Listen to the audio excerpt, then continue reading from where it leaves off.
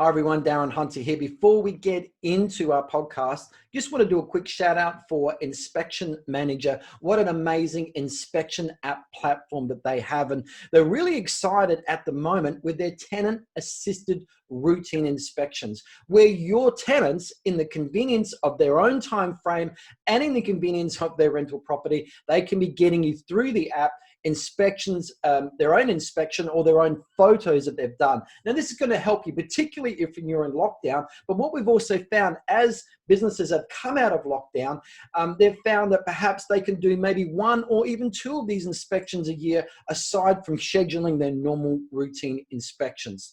The next step, really go and have a demo, have a look for yourself and make a decision where this could actually work for you too. So go to inspectionmanager.com, request a demo and check it out.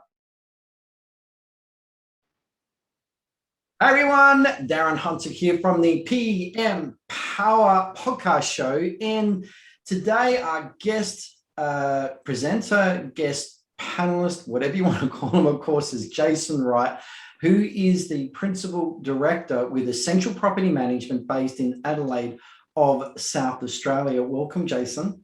Well, thanks, mate. Nice to see you. Always an awkward start, isn't it? But, always.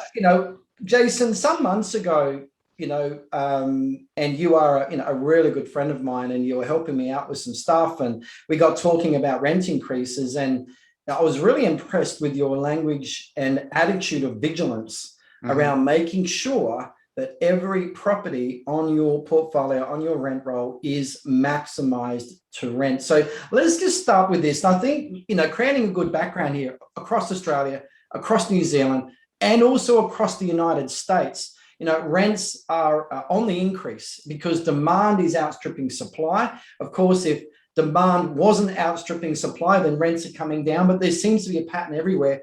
And it is my experience, Jason, that a lot of agencies aren't focused on making sure their rents are maximized. So let's just throw it at you. Why should we, as property managers, be making sure that our rents are maximized to market conditions, not just when the property becomes vacant and we need to find a new tenant, but also when the property lease is up for renewal, or even when the tenant is in on a non-fixed term agreement, which is very common on the eastern states of Australia. Why should we as property management professionals be wanting to make sure the rents are maximised? Well, let's go back a step and let's say that a year and possibly two, I was as guilty as every other agent I know, which is, and you were an agent once upon a time, we had $5 and $10 increases, and that's just become the norm. And at a moment in time, we had a dull in our market where people were asking for small rent reductions and we were forced to comply. So it only seems fair that when we're in this sudden and unrealistic rise, that landlords be rewarded if they've complied to reductions in the past. That's the first thing to note. The second thing to note is that whether it be for the better of the landlord or whether it's the better of our agency, it's my job as a director to maximize my return and my owner's returns on their investment. It's as simple as that. And when we're $10 a week is $500 a year, but $80 a week is $4,000 a year. And that's the difference at this moment in time between owners getting a new hot water service, going on a family holiday. It's a lot of money. Yeah. Now, look, what I'm about to say here, I'm convinced not all property managers understand, but most do. But I still want to go through this for the benefit of those that are unsure. But how do we know what rent to maximize it to? Now, is it just a hunch? Is it we just do an automatic $5 or whatever? But what is the best method, Jason, to make sure to know market conditions and to maximize? Well, I think there's three things that you should be doing, particularly at this moment in time. You should be, every good agent should have access to Price Finder or RP data / CoreLogic. And if you're in other parts of the world, I can only assume they have some other agent styled software. So we should be doing a CMA, or a comparable market analysis, on every property at this time to make sure that we're getting maximum rent, or what the rent would be, as if treat it like a listing presentation every time you do a lease renewal, and do a proper CMA first. Second, go to your portals, and again in Australia, realestate.com and Domain, and look at comparable styled properties for rent right now in this market, and work out what the current rent is. Then do your increase accordingly. Now, the way that you approach that is with first in consultation with your owner, and you say, right, if we were to take this to market today, we would get an extra $50, $70, $80 or $100, which is the conversations I'm having on a daily basis with my owners right now. So this tenant has been a great tenant, so we'll reward them with a 75% increase of that market. Or they've been a terrible tenant, so we'll not renew and we'll take it to market and get maximum dollars. Or they've been a not bad tenant, but we won't be heartbroken if they don't move out. So you might go 90% of the market value. Yep. And I just want to add to that, there's a lot of property managers at this point, and particularly, and here is what I've worked out.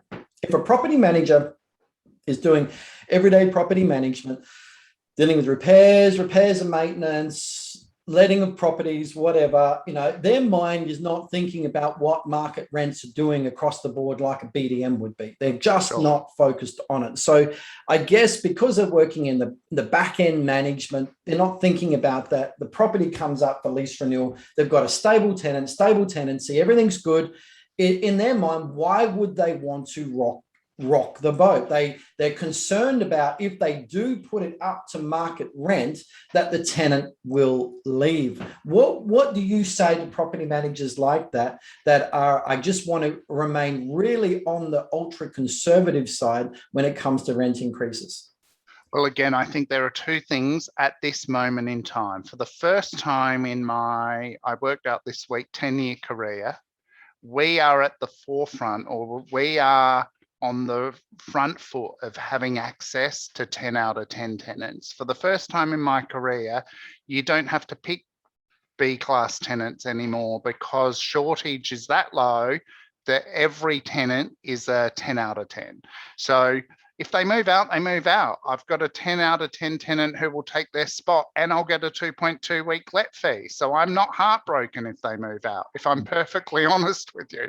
But at the opposite side, they should be rewarded if they are a great tenant. But when we're talking an $80 lapse in the market, what they're currently paying in rent from last year's rent, in addition to the $80 that's gone up in the last 12 months, then meeting somewhere in the middle is still the answer. Putting it up $50 or $60 so that when the tenant calls you, and they will call you and they will get upset with you, and that's a simple case of going, hey tenant, I recognize that it's a bit of a surprise. And if you've got great relationships with them, like you've just claimed, then the answer to that is make an outbound call so it's not a surprise to them. When you're increasing your fees by this much, it's worthy of a, hey, Darren, I just wanted to give you a heads up. I'm about to send you your lease renewal. The market suggests I should put your rent up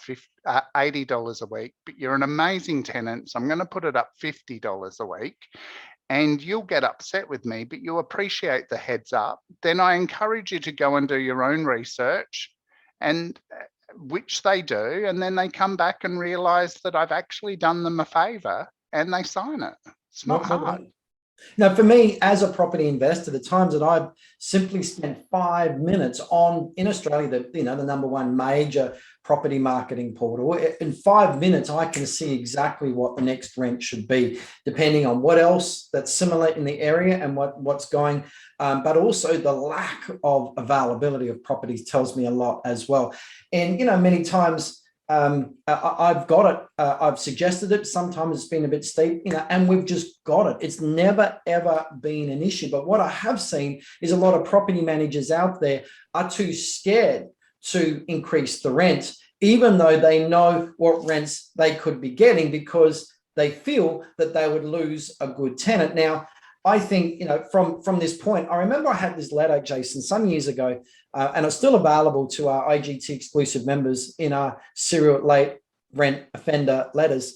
And this particular letter was along the lines of, look, we've noticed that you continue to be behind in your rent, despite all of our best endeavors to contact you, call you, SMS, text you, email you, blah, blah, blah, blah. And we just realized now, that you've decided to make sure your rent stays late. Words of that effect. And it's pretty much in your face. So, we're giving you two choices. Choice number one, we simply don't renew your lease. That simply means that you need to go and find a property elsewhere, but please consider the extra costs involved. Then it went through 8 different costs, things like the cost of removals, the cost of getting your utilities reconnected, the cost of the extra wear and tear to your goods, a possible lodgement on a national default tenancy database. And I just went through all of these costs of all the things that will add up to, should they choose to continue not to pay the rent, and we choose not to renew their lease.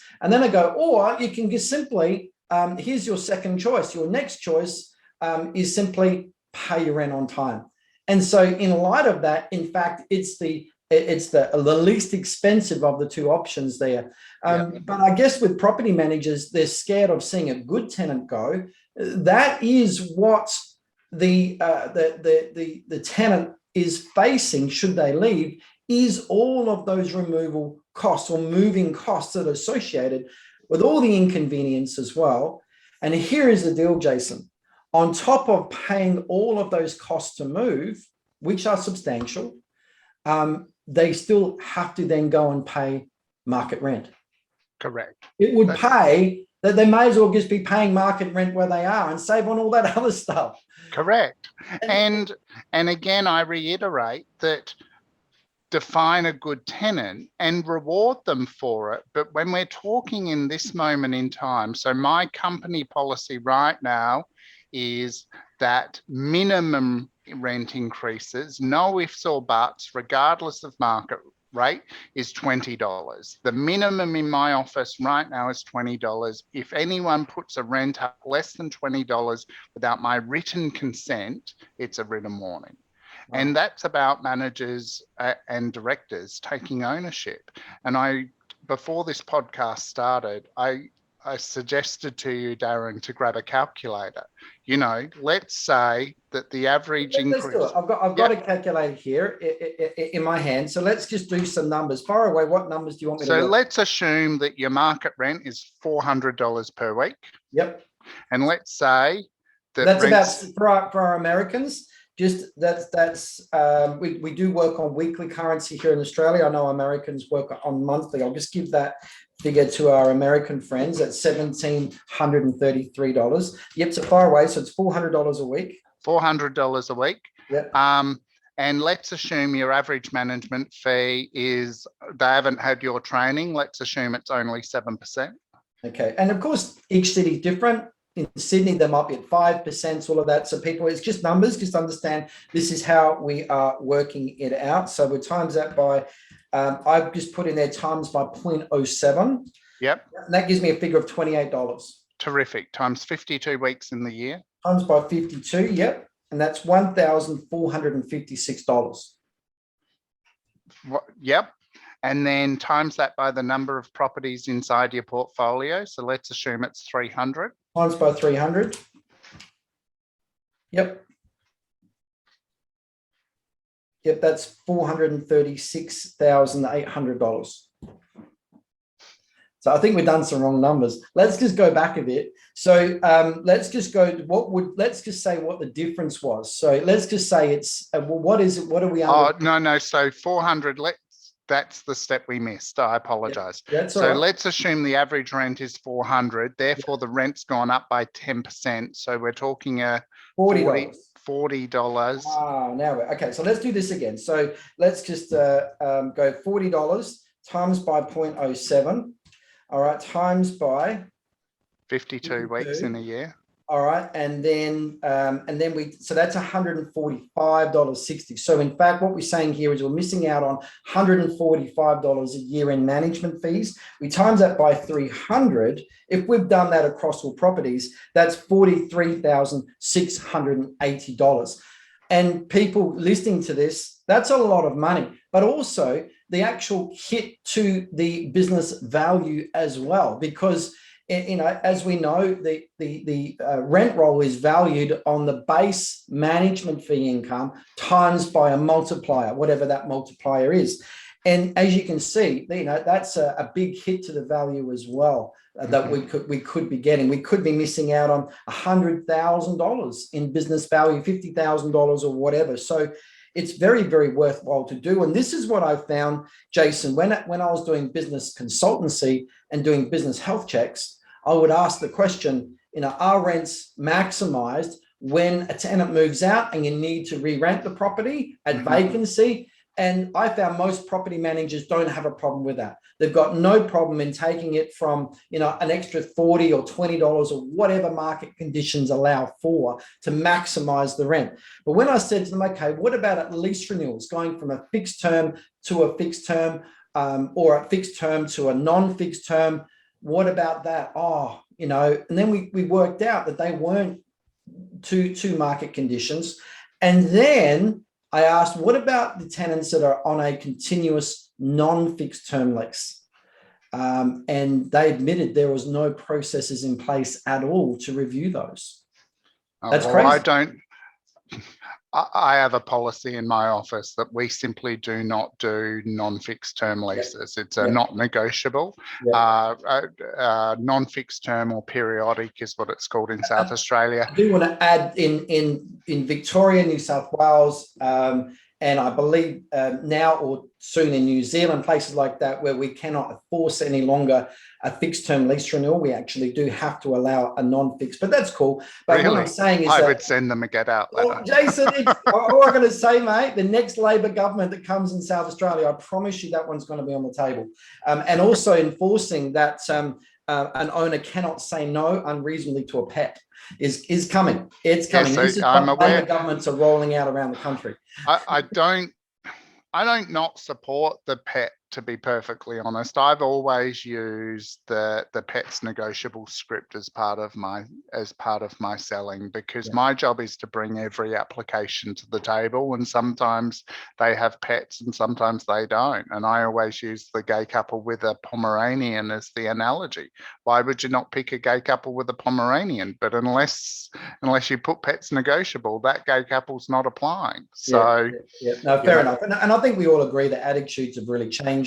I remember back in my day, and I'll admit, because we're not here to talk about pets, but I admit back in my day, I was very old school and I was very anti-pets. But now I do confess that I was back in property management. Then, my attitudes changed because people no longer have dogs and cats, it's fur babies. And, there's a big change in culture. Certainly my mindset has changed as well. But let's move back to rent increases. Sorry, one other thing to consider on that quickly, though, is the insurance market has adapted also. So that's the other variable. I'll say to an owner, consider a pet, because there are now companies that have really decent pet cover. Therefore, it's worth the risk. Yep. And I only wish that certainly in the Australian market, we could actually charge a pet bond, but that's another session, another day. Maybe we need to do something on pets, Jason, but let's go back to rent increases. And sure. Okay, so you're on the phone to an owner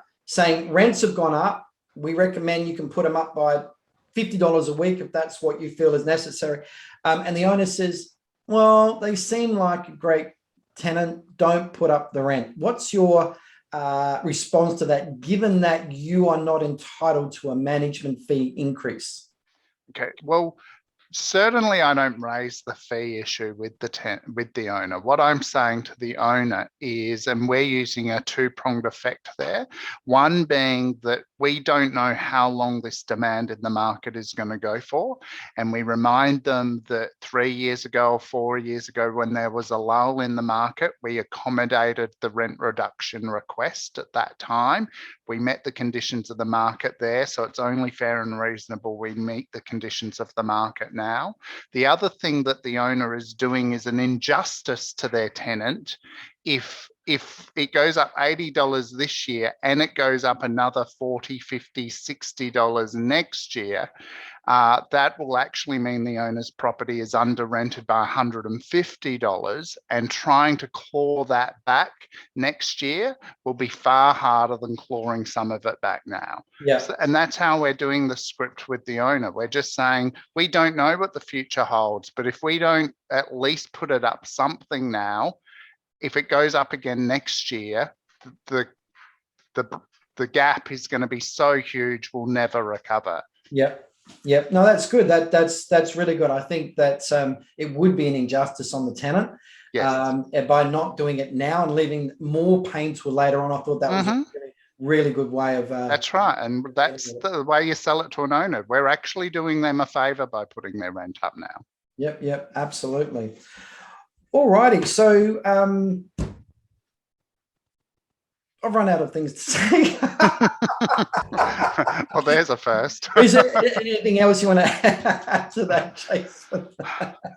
Well, the only other thing, whether it's a business owner listening to this right now, or whether it's a property manager that, like you say, is reluctant about that conversation, then as a business owner, let me speak to both of you right now and go, is your pay rise on the agenda in the following 12 months? And if it is, then how do you anticipate that your boss pay for that if we're not doing everything we can as property managers to generate additional revenue to pay for it? So the minute I had this conversation with my team, and this is before the market went nuts, just grab your calculator again, Darren, and let's assume that we've got a property manager who doesn't want to put it up at all. Go $10 a week for me. Yep. Times 0.07. Yep. Times 52. Yep. And then let's assume that, is it most marketplaces have about 120 properties under management? I would say per person. 100 to 140. So let's call it 100 times by 100. Mm-hmm. So it's $3,640. And then most property managers want $1,500 to $2,000 pay rises each year. Yeah. And if you use the sales to PM ratio, that the agency gets half and the agent gets half, if you're not putting your rents up at least $10 a week, then you are not worthy of a pay rise because there's no revenue to pay for it. Or on the other hand, you possibly now have something that you can go to your boss very respectfully, sit down and have a chat about the situation. And, you know, there possibly could be a pay rise there. Of course, business owners don't hate me for what I've just said. I just want to put something else on the table too, because I am a fee maximisation expert. And when it comes to sending the letter of notification that you do need to put up your fees because of, you know, XYZ reason, and we help people to justify their fee increases. In this case here, to actually say, look, Mr. Owner, we could also be able to affect a rent increase on your property to offset it or help offset. Be careful with your words, of course. It does soften the blow, though the blow is not that as hard as what you think it is, but a rent increase is always a great opportunity to get fee maximisation done across your portfolio as well. And if you want more information on that, just email me, Darren at igtmail.com. That's Darren at igtmail.com, and I'll be able to give you some advice on that. But yeah, I think that was a great session, Jason, around rent increases. Thanks, mate. I appreciate it. And I think also just one more point. Obviously, you can only increase rents in accordance with your legislation. Legislation is very different across the different residential tenancies acts across Australia and New Zealand. So you've got to know your act and under what conditions you can increase the rent with. But one of the things is that a lot of tenants don't like or don't want to remember their rent increase, whether it's 60 days down the track or whatever. You also send them an SMS text before the rent increase is due. Of course, an SMS text is not your legal notice. You've got other ways and means that you've got to legally advise the tenant. But the SMS text is just a great way just before the rent increase takes effect to remind them that as of next week, the rent goes up by, whatever. So it just makes it a lot easier for you. So yeah, I agree. End tip there. But Jason, so thank you so much for your time. No worries. And Jason, if people want to reach out to you, what's the best way to contact you? Sure. They can either PM me on Jason Wright on Facebook, or they can email me at jason@essentialpm.com.au.